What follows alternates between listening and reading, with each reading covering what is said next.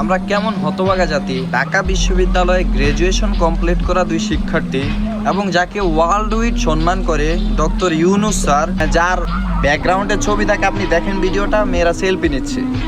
এটা কিন্তু অন্য রাষ্ট্রে, বাংলাদেশে না। এবং মেসি থেকে রোনালদোরা তার সাথে সেলফি নিতে আসে।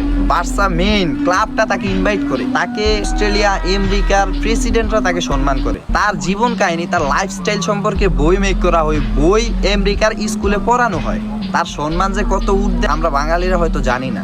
এই প্রধান উপদেষ্টা ডক্টর ইউনূস যেদিন থেকে বাংলাদেশের সরকার দায়িত্বে পাইছে না, আমি শান্তিতে, আমি গর্ব করি তারই না। কেননা এখন যে কোনো একটা দেশ আমাদের বাংলাদেশ নিয়ে কথা কইলে একবার হইলেও চিন্তা করবো যে এনে ডক্টর ইউনূস স্যার আছে, কোনো আওয়াজ চলবো না। এটা আমাদের শক্তি ভাই, এই শক্তিটা আমরা ধরে রাখতে চাই না। আমরা চাই খারাপ জাতি, যে খারাপভাবে দেশ চালাইবো না, ওরাই আমরা চাই, যাকে অন্য অন্য দেশগুলা চাচ্ছে কিন্তু পাচ্ছে না। আর আমরা